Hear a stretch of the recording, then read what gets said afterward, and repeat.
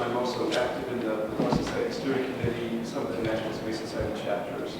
And I was involved with Space Studies Institute when they were more active. And a lot of what I'm going to be mentioning was things I've picked up over the years from these various meetings. I want this to be a discussion. I only have 2 slides, and I want to just instigate some you guys thinking and then get some feedback. So if if you just want something presented at you, if you want to see pretty pictures, this is not the time to be here. I do have other presentations, 2 of them tomorrow that do have pretty pictures. And just a plug, I'm running the Mars Foundation, and we have several teams of people working on both the technology to settle Mars and also education and outreach. So leave your name at a table in the exhibit hall. And you're going to pass around an interest list for your name and phone number. So pass those first, and then later those. Okay.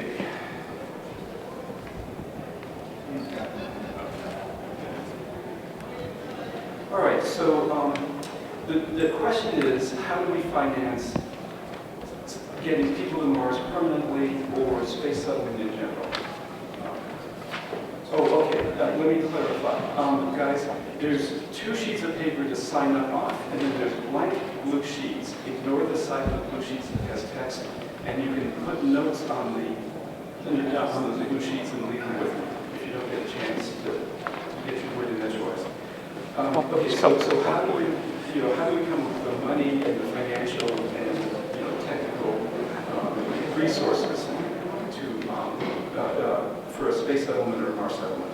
And I broke it into 4 topics. But first, what are the motivations? Why do we want to do settlement? But then the 4 sources of general sources, categories of money are basically government money, commercial, big companies, entrepreneurs, and private individuals, private donors. Excuse me.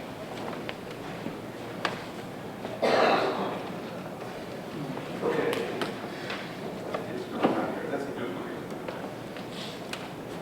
Okay, so I'm just going to throw out some ideas and try to start you thinking and answering your ideas.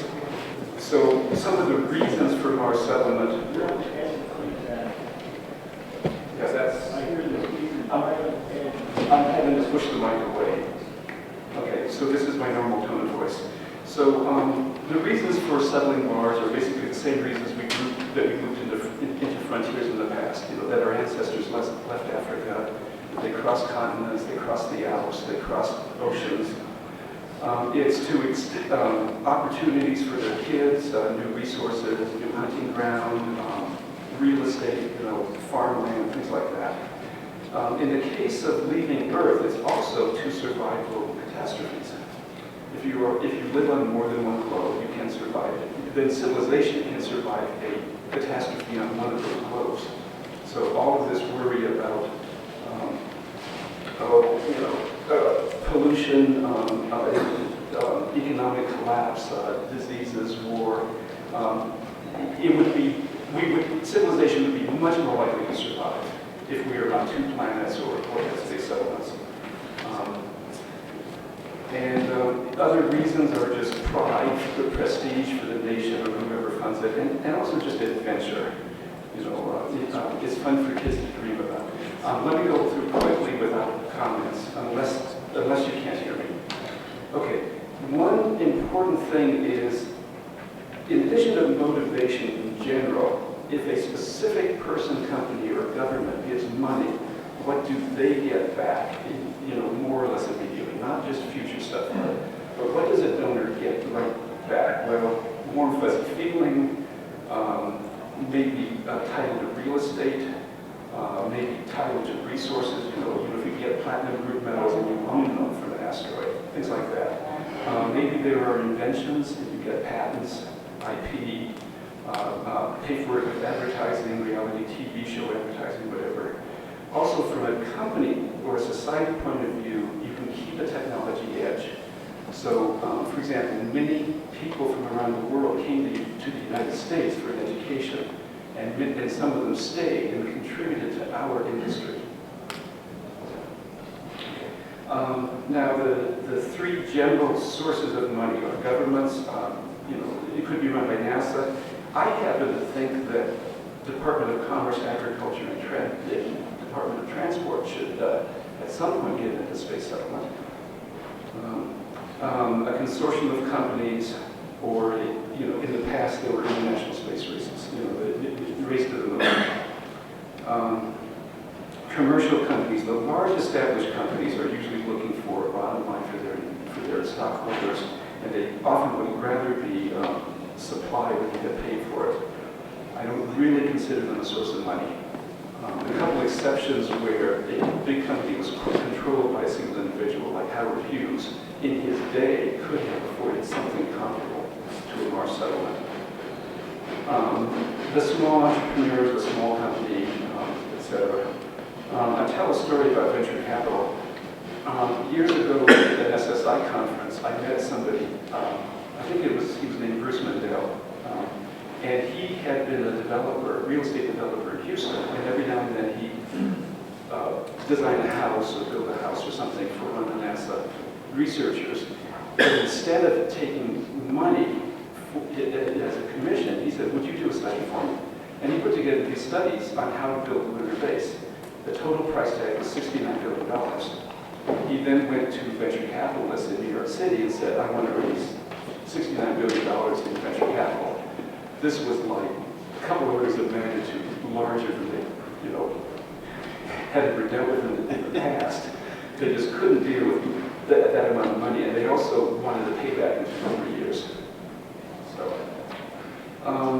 commercial product placement, get the company name on the side of the rocket or the habitat or the company's products used in media rights, film rights. And then private money from both wealthy people or individuals such as the asteroid company raised $1.5 million on Kickstarter, I believe. The settlers themselves, I believe Christchurch, New Zealand was settled by the Church of England. Plymouth Plantation was settled by a religious group. So that's a case where a religious or a social group, or maybe all Mars Society members chip in and we pay our way there. So, and I didn't really know where to put it, but universities rarely contribute money, but they can contribute a lot of help by having student projects that fill in gaps in the technology. Okay, I'm pretty much done talking. And what was that, 5 minutes? And I'll get to you in a moment. So what I want to do is encourage people to give their ideas. And if you want me to try to keep a note, I will type over in this window. Does anybody have ideas on how to get off the planet for good in the back? So on the motivations for Mars settlement, I think there's hopefully I don't know what you call it, a force multiplier as an additional reason, and that would be, I think a lot of people think that until you have some sort of settlement there, you're not going to be able to drill deeply, like to do a multi-kilometer drill, and if you do that, then you have a good or at least some chance of finding life. If that sort of thing is happening, I think that multiplies the motivation on some of these other bullets that you have here. Okay, I'm not quite sure how to summarize that. Thank you.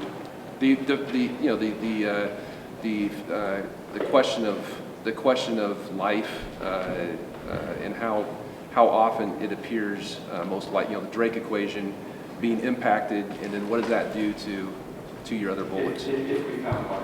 Yes. Or even just the pursuit to have a chance to find it. Yeah, okay, are people willing to come up front and use the microphone? Raise your hand if you would be willing to come up front and use the microphone. Okay, can someone organize that? Okay. And please state your name or use your first name.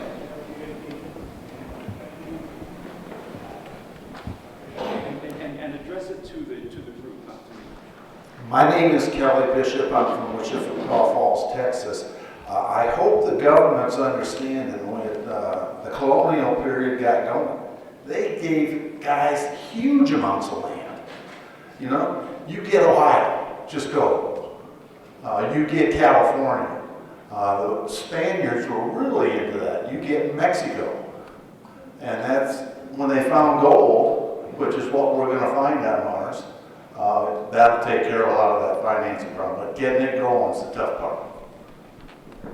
Yeah, great. I should have had that on the list. Well, I did have real estate, but I wasn't thinking huge land grants. There have been at least 2 proposals to do that on the moon. One was to grant half of all the moon in the United States. And let me clarify, in some cases there was a very wealthy nobleman in England who did favors for the king, and he financed the settlement of the colony, and he got his name on it. Yep. So, Claire, guys, come on up. So come on up over here, but only a few at a time. This is Claire Menard. Hi. Like I said, I don't need to give my name. I believe it will take more than one method of financing, and probably more than 3 or 4. It will come in small amounts, small bunches, and hopefully large amounts.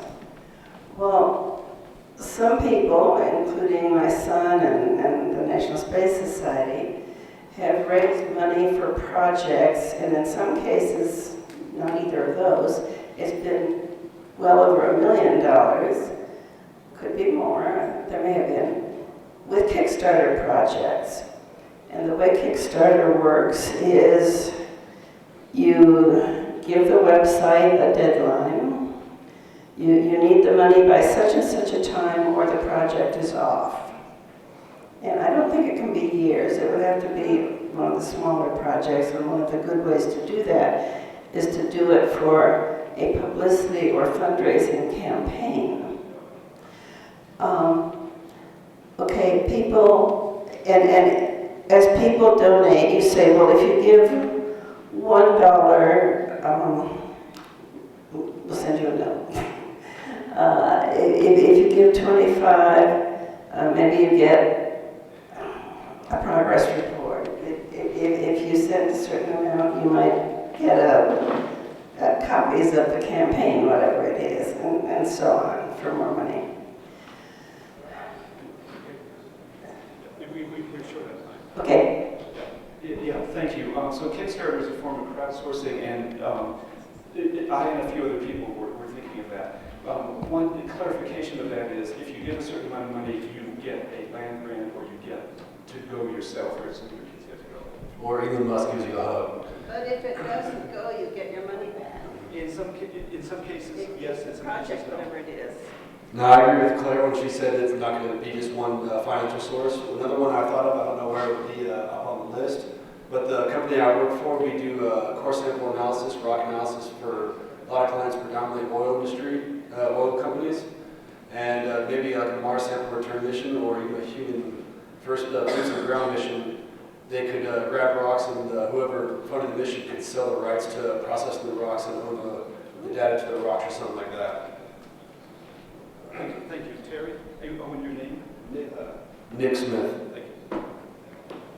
I'm thinking back, not to a thought of my own, but a while back I stumbled upon a website where a guy had a very fleshed out idea, most of the details of which I don't remember. I'll try to find it and email it to Bruce.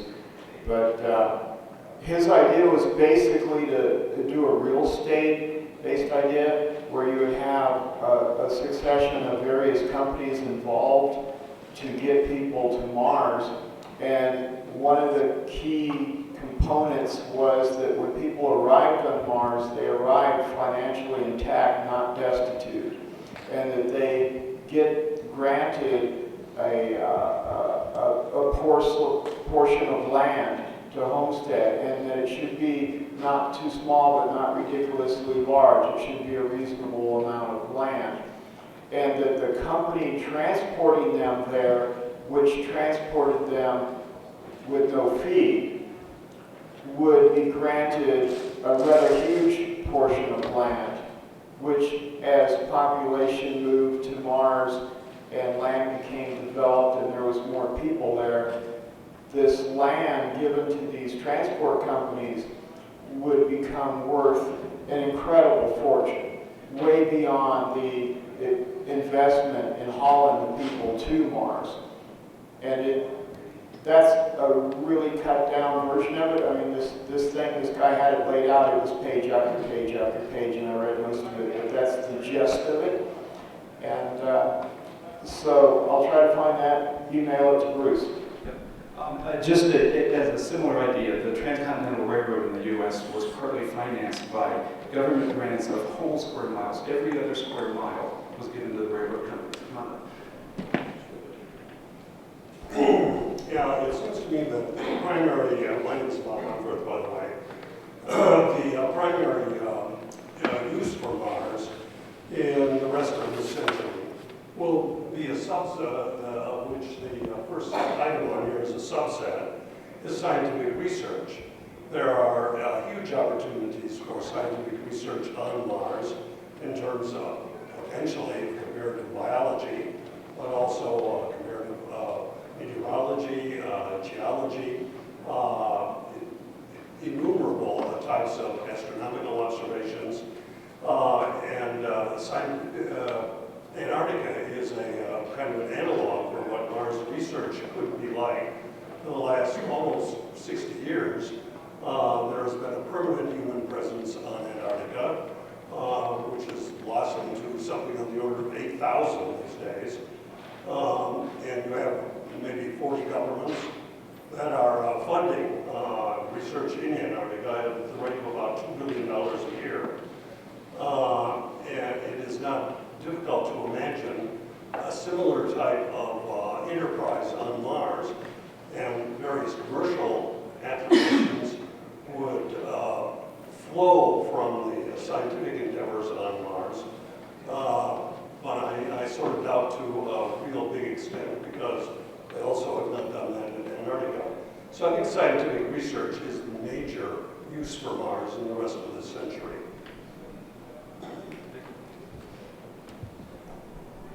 My name's Paul Miller, and I like to think of my idea as an enabler.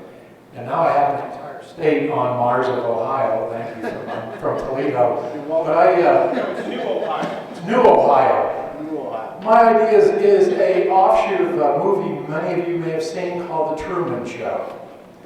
And in this particular case, you have an entire TV channel devoted to Mars, and those cameras would never turn off, just like in The Truman Show.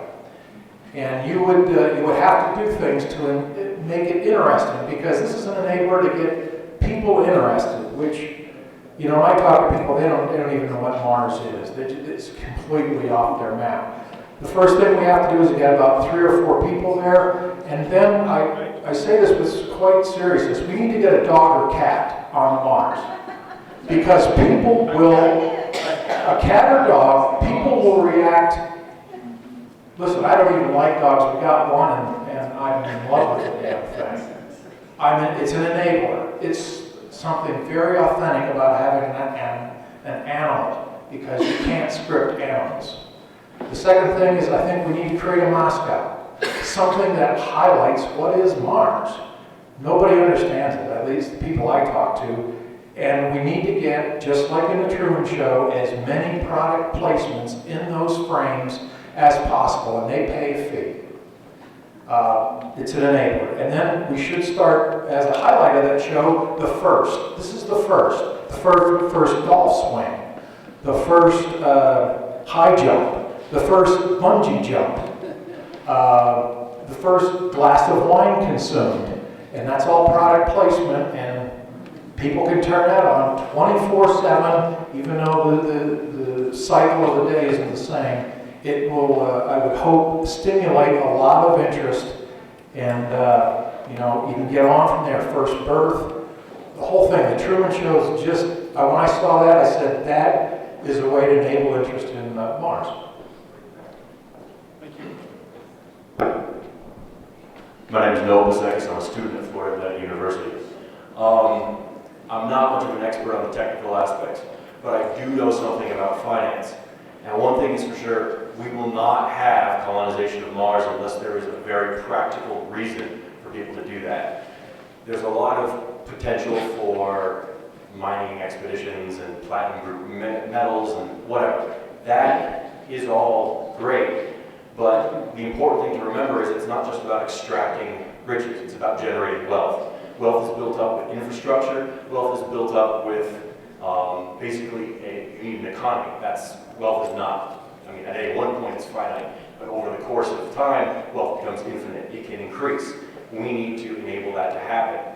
That will not happen so long as we focus only on what specifically we can take out. We need to develop industry on Mars, we need to develop residents on Mars, we need to develop commercial enterprise on Mars, and we need to develop it in such a way as to make it so that the average person can go there. If it's something which is only relegated to astronauts and only a very, very, very select few ideal candidates, that's great in making the first step, but in terms of long-time finance, I don't see it working. It has to be something which everyone can do. It has to be something where people can essentially start anew, just like when the so-called New World was being colonized. It's the same thing, just on a much bigger scale. Thank you. Thank you for a dose of reality.